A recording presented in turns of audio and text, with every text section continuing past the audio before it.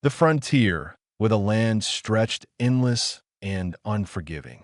A young rancher named Silas Brennan lived alone on his family's property, untouched by a woman's hands, unprepared for what the wilderness would bring to his doorstep. When he found her stealing provisions from his storage shed under the pale morning light, he should have reached for his rifle. But something in the way. She moved, something in the defiant set of her shoulders froze him where he stood. She was Apache, a warrior, and the words she would speak to him days later would shatter every wall he had built around his lonely heart. What he didn't know was that Nakoha wasn't just hungry for food. And what she didn't know was that the virgin rancher, watching her from the shadows, would become the one thing more dangerous than any enemy her tribe had ever faced. Silas had been alone for 8 months since his father died from fever, leaving him the ranch and nothing else but silence. He woke each morning to emptiness, worked the land until his hands bled, and fell asleep to the sound of his own breathing. The isolation had become a second skin. Comfortable in its predictability, no one came this far out.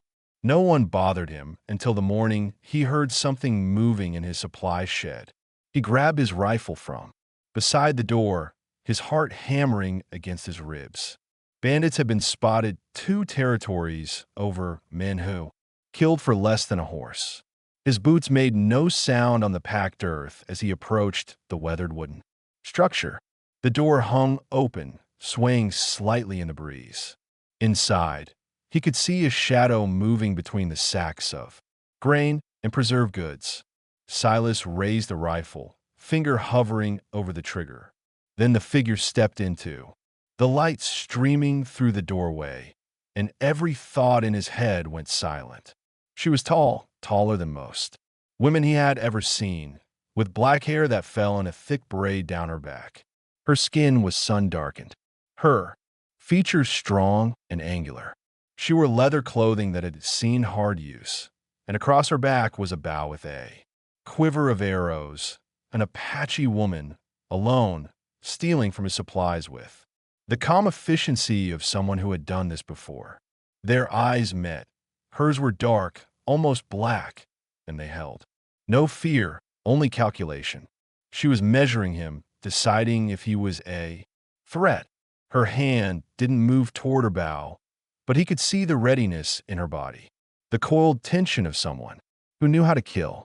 Silas should have shouted, should have ordered her off his land, should have fired a warning shot. But the words caught in his throat.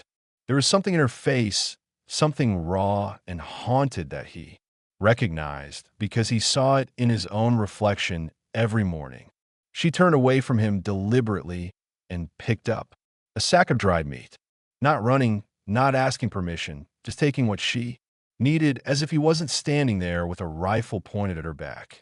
His finger loosened on the trigger. Wait. The word came out rougher than he intended. She froze, then slowly turned her head to look at him over her shoulder, one eyebrow raised in question or challenge. He couldn't tell which. Silas lowered the rifle. His hands were shaking, and he didn't know if it was from fear or something else entirely. You don't have to steal it. Her eyes narrowed. She didn't trust him. He could see it in every line of her body, but she didn't leave either. She stood there holding the sack of meat, waiting to see what he would do next, waiting to see if he was another white man with pretty words and ugly intentions. He took a step back, giving her space, giving her the option to run if she wanted. Take what you need. Just don't come back. For a long moment, she stared at him. Then, without a word, she grabbed 2 more sacks, slung them over her shoulder with strength that shouldn't have surprised him, but did, and walked past him out of the shed. So close he could smell sage and smoke on her skin. So close he could see the fine scar along her jawline. She didn't thank him, didn't look back, just walked toward the tree where the wilderness began, her stride long and purposeful. He watched until she disappeared into the shadows between the cottonwoods, his heart still pounding, his mind full of questions he had no answers for. But what Silas didn't see was that 50 paces into the forest, Nakoa stopped.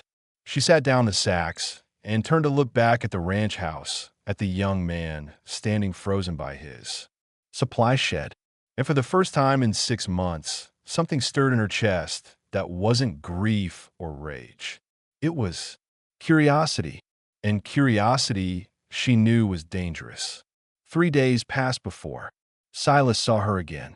3 days of checking over his shoulder, of jumping at shadows, of lying awake, wondering if she would come back, wondering if he wanted her to. He was repairing the fence along the eastern pasture when he felt it. That prickling sensation of being watched, his hands stilled on the rough wood, splinters pressing into his palms. He didn't turn around. Didn't want to spook her if it was her. Didn't want to seem afraid if it wasn't. Slowly, he went back to work, driving the wooden post into the hard ground with steady strikes of the mallet. Each impact sent vibrations up his arms. Sweat ran down his back despite the cool morning air. And through it all, he felt those eyes on him. After an hour, he couldn't take it anymore. He turned. She was standing at the edge of the tree and maybe 30 paces away, not hiding, just watching. The morning sun caught the sheen of her black hair, and even from this distance, he could see the intensity in her gaze. She wasn't looking at him the way someone looks at a threat. She was studying him like a puzzle she was trying to solve. Their eyes locked. Neither moved. The air between them felt charged, heavy with something Silas didn't have words for. His mouth went dry. His pulse kicked up in a way that had nothing to do with the physical labor. She tilted her head slightly, and the corner of her mouth lifted. Not quite a smile, more like she had discovered something amusing. Then she turned and disappeared back into the forest. Silas stood there, hammer hanging loose in his grip, his breath coming faster than it should. What was she doing? Why come back just to watch? The questions circled in his mind like buzzards over a carcass, picking at his concentration for the rest of the day. The next morning, she was there again, this time closer, sitting on a fallen log just beyond his property line. Arms crossed, watching him work on the corral gate. She made no attempt to hide. No pretense of secrecy, just sat there as bold as sunrise. He tried to ignore her. Lasted maybe 10 minutes before his curiosity won. He set down his tools and walked toward her, each step feeling like it carried more weight than it should. She didn't move, didn't react. Just watched him approach with those dark, unreadable eyes. He stopped at the property line, an invisible boundary. Neither of them had crossed yet. Up close, he could see details he had missed before. The way her leather clothing was worn, but well-maintained, the slight calluses on her fingers. The way she held herself like a coiled spring, ready to explode into motion at any moment. Why do you keep coming back? His voice came out rougher than intended. She didn't answer right away, just looked at him with that same measuring gaze. When she finally spoke, her English was accented but clear. You are not what I expected. What did you expect? Violence, cruelty, the things white men usually offer. She stood, and he realized again how tall she was. Her eyes were almost level with his. But you gave me food. You let me go. Why? Silas swallowed hard. The question felt like a trap, but he didn't know how. You looked like you needed it more than I did. Something shifted in her expression, not softening exactly, but the hard edges seemed to blur slightly. You live alone. It wasn't a question, but he nodded anyway. So do I. She said like a confession, like admitting to some kind of weakness she wasn't used to acknowledging. The silence stretched between them, but it wasn't uncomfortable. It was weighted with things neither of them knew how to say. Silas could smell sage on her again, mixed with leather and something earthier. Could see the rise and fall of her chest as she breathed. Could feel the heat radiating off her skin despite the cool air. My name is Silas. She studied him for another long moment. Then Nakoa. The name settled between them like a stone dropped in still water. ripples spreading outward. She turned to leave, but this time she looked back at him before disappearing into the trees. And in that glance, Silas saw something that made his stomach tighten with a mixture of fear and anticipation. She would be back tomorrow, and he wouldn't be able to stop thinking about her until she was. She came back the next day at noon when the sun was highest and the shadows shortest. But this time she didn't stay at the tree line. This time she walked straight across his property, past the corral, past the supply shed, right up to where he sat on the porch steps eating a piece of dried meat and stale bread. Silas froze, the bread halfway to his mouth. His heart hammered so hard he thought she might hear it. Nakoa stopped 3 feet away, close enough that he had to tilt his head back to look at her, close enough that he could see the flecks of gold in her dark eyes. "You are afraid of me," she said. Not a question, an observation. "I'm not." He stopped. Lying seemed pointless. Maybe a little. Good. Fear keeps you alive. She sat down, beside him on the step, close enough that her shoulder almost touched his almost. The nearness made his skin prickle with awareness. "But that is not why your hands shake when I am near." Heat flooded his face. He set the bread down, suddenly having no appetite. "I don't know what you mean." "Yes, you do." She turned to look at him fully, and the directness in her gaze stripped away every defense he might have tried to build. "You watch me the way a starving man watches food, the way a man in the desert watches water." Silas's throat closed. He wanted to deny it, wanted to stand up and walk away, wanted to do anything except sit there under the weight of her attention, but his body wouldn't cooperate. Nakoha leaned closer.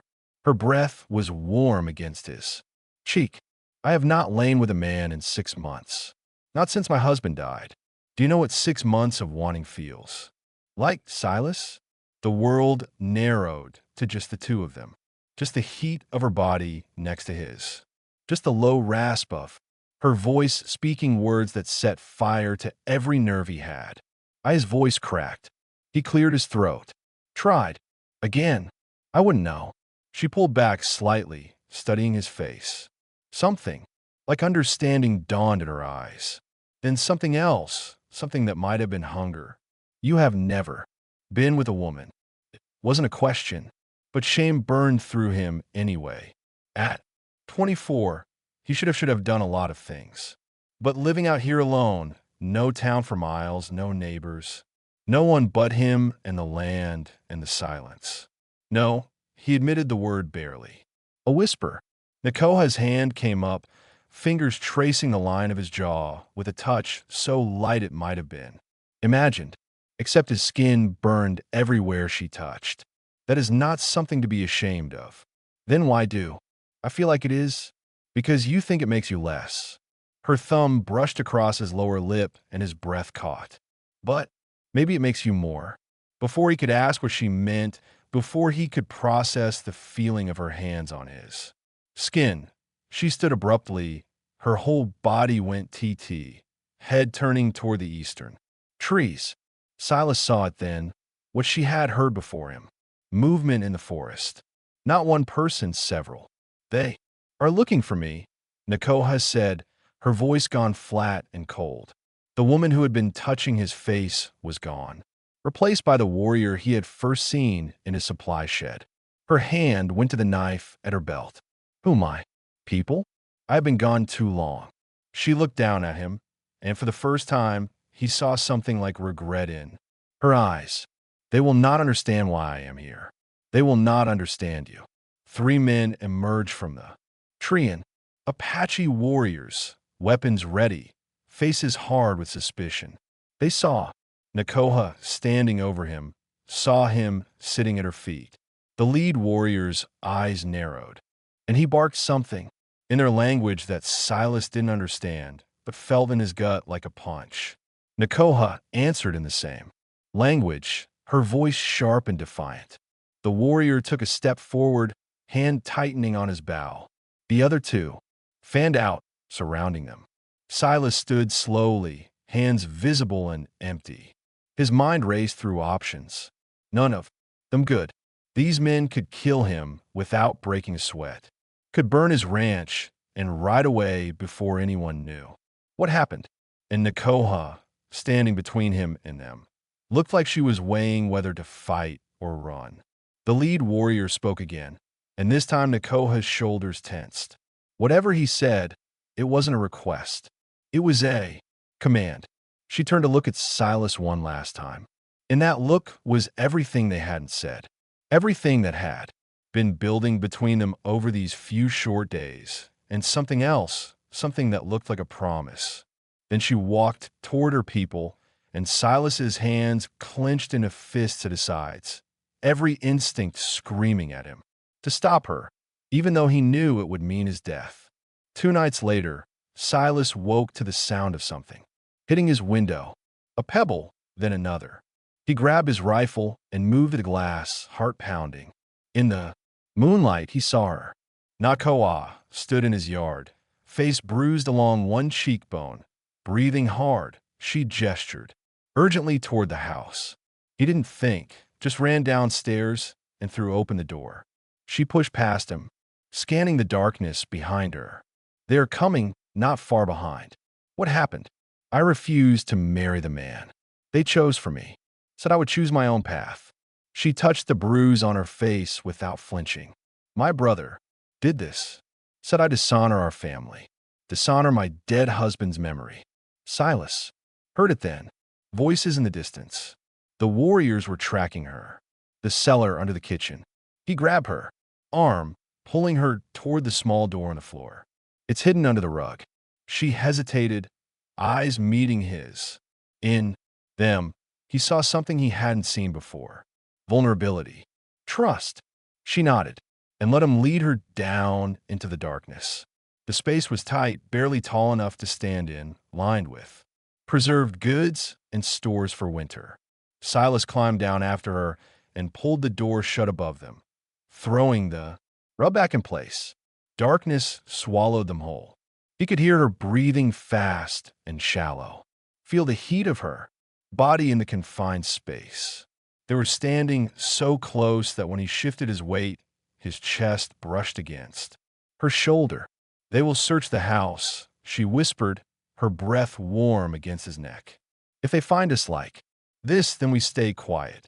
Footsteps above, heavy boots crossing his floor. Silas's hand found Nakoha's in the dark, and she gripped it hard enough to hurt. Her other hand pressed against his chest, and he knew she could feel his heart hammering against her palm. Voices overhead, angry, searching, the sound of furniture being moved, glass breaking. They were tearing his house apart.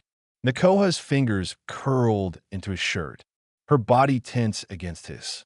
In the pitch black, every other sense heightened: the sage smell of her hair, the warmth of her skin, the way her breath hitched when his thumb moved across her knuckles. Without him meaning it to, minutes stretched into what felt like hours. The warriors moved through every room, came close to the kitchen twice. Silas held his breath each time, feeling Nakoha do the same. Their bodies pressed closer in the confined space. And even with the danger above them, even with death so close, he was acutely aware of every point where they touched.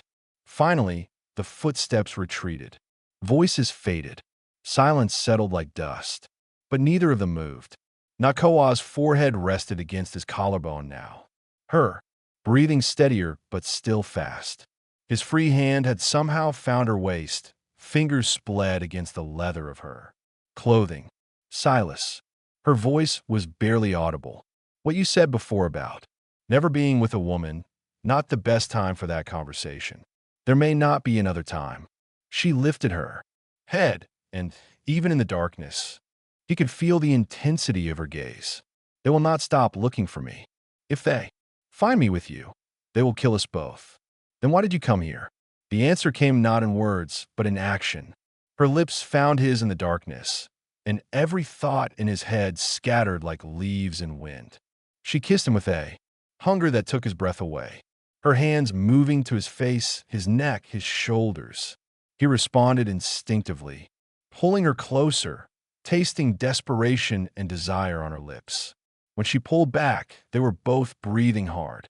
That is why, she said, because in 6 months of grief and rage and loneliness, you are the only thing that has made me feel alive again.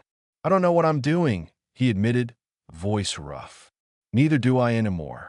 Her fingers traced his jaw in the darkness. But I know I cannot go back to my people.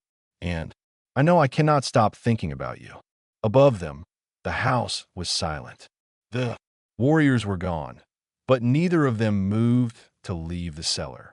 Not yet, because in this small, dark space, pressed together with danger all around, something had shifted between them that could not be undone. Nakoa stayed. For 3 days, she stayed, and Silas's quiet world became something else entirely. Something charged and alive and terrifying in its intensity. She worked alongside him without being asked, helped him repair the fence the warriors had damaged, hauled water from the well, moved with an efficiency that spoke of hard-earned survival skills, and every moment they spent together, the air between them grew heavier with unspoken things. On the second morning, they were in the barn, tending to his 2 horses. Silas reached for the bridle at the same moment Nakoa did, and their hands collided. Both froze. The touch lasted maybe 2 seconds before they pulled away, but his skin burned where her fingers had brushed his. Sorry, he muttered, not meeting her eyes. Do not apologize for touching me. Her voice carried an edge that made him look up. She was watching him with that direct gaze that stripped away pretense. Unless you do not want to, that's not. He stopped, unsure how to finish. She stepped closer, close enough that he could see the pulse beating at her throat. You are afraid of wanting me. Why? Because I don't know how to want someone like this. The admission came out raw and honest. Everything I know about you tells me you're dangerous, that I should send you away, but every time I try to think about you leaving, I can't breathe right. Something softened in her expression. She reached up and touched his face, fingers gentle against his cheek. You think I'm not afraid? I'm terrified. 6 months ago, I buried the men I thought I would grow old with. Swore I would never let anyone close again. And then you appear with your soft hands and softer heart. And I cannot stop myself from wanting things I have no right to want. What things? Instead of answering, she kissed him slower this time than in the cellar. Less desperate, more deliberate, learning the shape of his mouth, the taste of him. His hands found her waist, pulling her closer, and she made a sound, low in her throat that sent heat through his entire body. When they broke apart, both breathing hard, she rested her forehead against his. That I want that. Want to feel something other than grief. Want to remember what it is to be touched with gentleness instead of duty. And I want he trailed off, suddenly shy, despite having just kissed her. Say it. I want to know what it feels like to be with someone, to not be alone anymore. His hands tightened on her waist. But more than that, I want it to be you. Not just anyone. You. Nakoa pulled back enough to look at him fully. You make it very hard to keep my walls up. Silas. Brennan. Good. He surprised himself with the word with the confidence behind it. Because you've already torn down all of mine. That evening they sat on his porch as the sun set, shoulders touching, hands intertwined. Neither spoke much. Didn't need to. The silence was comfortable, filled with the sound of crickets and the occasional call of a night bird. Tell me about him, Silas said finally. Your husband, Nakoa, was quiet for a long moment. His name was Takakota, strong hunter, good man. He died defending our camp from raiders. Bled out of my arms while I could do nothing but watch. Her grip on his hand tightened. The tribe expects me to honor his memory by marrying his brother, producing sons to carry on his bloodline, as if I am property to be transferred. You're not property. No, I'm not. She turned to look at him. That is why I will not go back. Even if it means being hunted. Even if it means she stopped, head snapping toward the Easter trees. Silas saw it too. A thin line of smoke. rising against the darkening sky. Not from a campfire, from multiple torches. They have brought more warriors, Nakoa said, voice gone flat. They are not searching anymore. They are coming to take me by force. Silas stood, his heart sinking. How many? Too many. She rose beside him, hand going to the knife at her belt. They will not leave without me. And if you stand in their way, they will kill you without hesitation. The torches were moving closer, a line of fire cutting through the growing darkness, coming straight for his ranch, coming for her. And Silas knew that in the next few minutes, he would have to make a choice that would alter the course of his life forever. 7 warriors emerged from the darkness, torches casting harsh shadows across their faces. The lead warrior, the same one from before, stepped forward. His eyes found Nakoha, then moved to Silas. With open contempt, he spoke in Apache, his voice carrying across the yard. Nakoa answered, stepping in front of Silas. Her hand stayed on her knife, but she didn't draw it. The warrior barked something else, gesturing sharply at her, then at the forest behind him. What's he saying? Silas asked quietly. That I have shamed my family, that I have dishonored Takakota's memory by refusing his brother, that I must return, now, or be declared dead to the tribe. Her voice was steady, but he could see the tension in her shoulders. He says, if I do not come willingly, they will burn this place to the ground with you inside. The warrior spoke again, and this time, Silas caught one word repeated, a name. Nakoa's jaw tightened. He says, my brother is waiting. Says, Taket's brother has the right to claim me as his wife. That this is not negotiable. Silas looked at the 7 armed warriors, looked at the torches, looked at Nakoha, standing rigid beside him, caught between 2 worlds. Every instinct he had screamed that he should step back, let her go, save himself. He was just one man, against 7 trained fighters. He had no chance.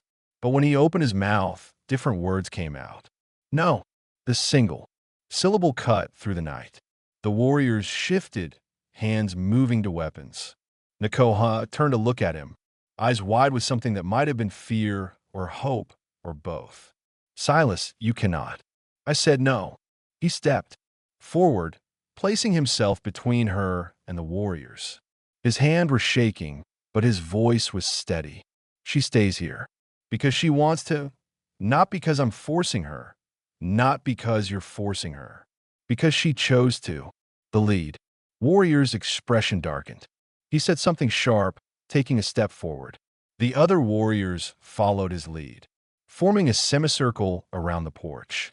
He says, you are a fool, Nakoha translated, her hand gripping the back of his shirt. One white man cannot stand against Apache warriors. Says your death will mean nothing. Maybe. Silas's heart was pounding so hard he thought it might burst. But if dying means she gets to choose her own life, then I'll die. Because that's what decent men do. They stand up for people who can't stand up for themselves. Even when they're terrified. Even when they know they'll lose. Nakoha made a sound behind him. Something between a gasp and a sob. Her hand tightened on his shirt. The lead warrior studied Silas for a long moment. Then he spoke again, but this time his tone was different, less angry, almost curious. He asked a question. He wants to know why you would die for a woman who is not yours. Nako whispered. Silas didn't hesitate. Tell him she is mine and I'm hers. Tell him we choose each other. When Nakoa translated, something shifted in the warrior's stances. The lead warrior's eyes moved between Silas and Nakoa, seeing something there that made him pause. He spoke at length, his voice hard, but no longer threatening violence. He says, Nakoa's voice caught. He says, if I choose to stay with you, I can never return. I will be dead to my people. My name will not be spoken. My family will mourn me as if I died. And if I go back, you will be forced to marry Takakota's brother, bear his children, live as his property until you die. The choice hung in the air like smoke. Silas could feel the weight of it pressing down on them both.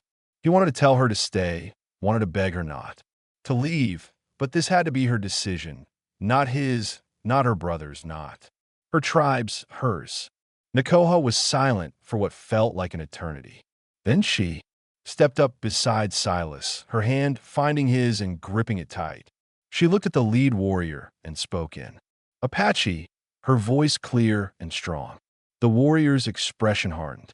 He responded sharply, but Nakoha cut him off with more words. The two of them went back and forth, voices rising. Finally, the warrior spat something that sounded like a curse and turned away. The other warriors followed, torches, disappearing back into the forest. But before the lead warrior vanished completely, he looked back one last time, not at Naka, at Silas. And in that look was something that might have been respect. They stood in the yard long after the torches disappeared, hands still clasped, neither speaking. The weight of what had just happened pressed down on them both. Nakoha had chosen exile, had chosen him over everything she had ever known. You did not have to do that, she said finally, her voice rough. Stand in front of me like that. You could have died. I know. Then why? Silas turned to face her fully. In the moonlight, he could see tears tracking down her cheeks. The first time he had seen her cry. Because 6 months ago, I buried my father and thought I would spend the rest of my life alone. Thought that was just what my life would be. Empty, quiet, safe. He reached up and brushed away one of her tears with his thumb. And then you showed up and made me feel things I didn't know I could feel. Made me want things I didn't know how to want. And I realized that safety isn't living. It's just existing. Nakoa closed her eyes, leaning into his touch. I have given up everything for this. For you, I know. And I'll spend every day making sure you never regret it. She opened her eyes, and the vulnerability he saw there took his breath away. This strong, fierce woman who had faced down warriors and refused to bend was looking at him like he was the only solid thing in a world that had just shifted beneath her feet. Take me inside, she whispered. His heart kicked hard against his ribs. Nakoha, I need to feel something real, something good. She stopped, swallowing hard. I need you. They barely made it through the door before she was kissing him. Hands in his hair, body pressed against his with an urgency that left no room for hesitation. He responded instinctively, backing her toward the stairs, stumbling over his own feet in his haste. Slow down, she murmured against his mouth, even as her hands pulled at his shirt. We have time now, all the time we need. They made it to his bedroom, and suddenly the urgency shifted into something else, something tender.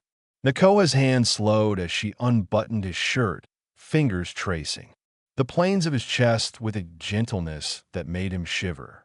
He touched her in return, fumbling with the ties of her leather clothing, clumsy but careful. I don't know what I'm doing, he admitted, voice shaking. Neither do I. She caught his face in her hands, forcing him to meet her eyes. My husband and I, we were young when we married. It was duty more than desire. Quick and practical like everything else in our lives. I did not know how to do this slowly, how to make it mean something beyond just bodies joining. Then we'll figure out together. What followed was awkward and fumbling and utterly perfect in its imperfection. Nakoha guided him with patient hands, showing him where to touch, how to move. He learned the landscape of her body in the darkness, every scar and curve and soft spot. She gasped when he kissed the hollow of her throat, arched into him when his hands found her hips. When they finally came together, she made a sound that was half sob, half moan. And he understood this wasn't just physical release. This was two people who had been alone too long, finding home in each other, finding comfort, finding peace. Afterward, they lay tangled together, skin damp with sweat, breathing hard. Nakoa's head rested on his chest, his hand moving slowly up and down her spine. Neither spoke for a long time. 6 months, she said finally, voice quiet. 6 months, I thought I would never feel this again. Thought I would carry grief and anger until they killed me. And then you appeared with your soft heart and your impossible courage, and everything changed. Shilosh prestakish. To her hair. I was so afraid. I know. I could feel you shaking. She lifted her, had a look at him, and in her eyes was something warm and soft that he had never seen before. But you did it. Anyway, that is what bravery is. Not the absence of fear, but acting despite it. My father used to say that. He was a wise man. She settled back against his chest, fingers tracing idle patterns on his skin. What happens now, Silas? I cannot go back. My people will not come for me again. But I am alone in this world except for you. Then we build something new together. He tightened his arms around her. Stay here. Help me run. This ranch. We'll make it work somehow. You make it sound simple. Maybe it is. Maybe we've both been making it harder than it needs to be by trying to do everything alone. He felt her smile against his chest. Besides, I need someone who actually knows how to fix a fence properly. I've been doing it wrong for months. Her laugh was soft and genuine, and he realized it was the first time he had heard her truly laugh. The sound of it filled something inside him he hadn't known was empty. 3 months passed like water running through fingers. The ranch that had been Silas's prison of solitude became something else entirely. A home, a life, a future he had never dared to imagine. Nakoha moved through the property with the confidence of someone who belonged there. She had repaired the fences properly, showing Silas techniques he had never learned, had expanded the garden, planting herbs and vegetables in patterns she remembered from her childhood, had turned the empty spare room into a workspace where she crafted leather, goods they could trade at the distant settlement. Silas watched her one morning from the porch, coffee cup warm in his hands.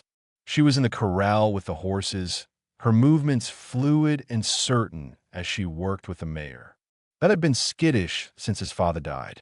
Under Nakoha's patient guidance, the animal was gentling, learning to trust again.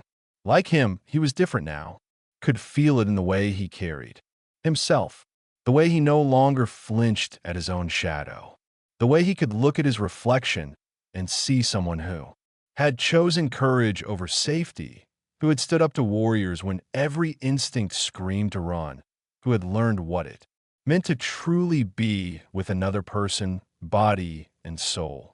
Nakoha looked up and caught him watching, her mouth curved in. That small smile that still made his heart stumble. She walked over, climbing the porch steps and settling beside him. On the bench he had built 2 weeks ago, her shoulder pressed against his uncomfortable familiarity. You were staring. Again, she said, taking his coffee and stealing a sip. Can't help it. Still, can't believe you're real. I am very real. She handed back the cup, her fingers lingering on his. And I am not going anywhere. They sat in comfortable silence, watching the sun climb higher. In the distance, birds called to each other. The horses moved peacefully in the corral. Everything was still and right in a way it had never been before. Do you regret it? Silas asked quietly, giving up everything. Nakoha was silent for a moment, considering I gave up a life where I had no voice, no choice, where I would have been passed from one man to another like a possession. She turned to look at him, and her eyes were clear and certain. What I found here is worth more than everything I left behind. I found freedom. I found partnership. I found a man who sees me as an equal, not a burden or a prize. I found the same thing. He set down the coffee cup and took her hand in both of his. You saved me, you know. I was just existing, waiting for life to happen to me. And then you crashed into my world and made me realize that life only happens if you're brave enough to reach for it. She leaned her head against his shoulder. We saved each other. A month later, they stood together in the evening light, surveying the ranch that had grown under their combined efforts. The fences were strong. The garden thrived. The horses were healthy and well-trained. They had built something real, something that would last. Silas pulled Nakoha close, and she came willingly, fitting against him like she had always belonged there. My father used to tell me that a man's wealth isn't measured in gold or land. It's measured in the moments that take his breath away. And I'm the richest man alive. She laughed, the sound warm and full, and kissed him as the sun painted the sky in shades of fire. In that kiss was everything they had been through. All the fear and courage and choice and consequence. All the loneliness that had been transformed into connection. They had both been broken in different ways. Both been alone. Both been trapped by circumstances they couldn't control. But together, they had built something neither could have created alone. A life chosen freely. A love earned through vulnerability and trust. And in the end, that was worth more than any kingdom either had left behind. If you enjoyed this story, click the video on your screen now to watch another unforgettable tale from the frontier where courage and desire reshape destinies in ways you never expected.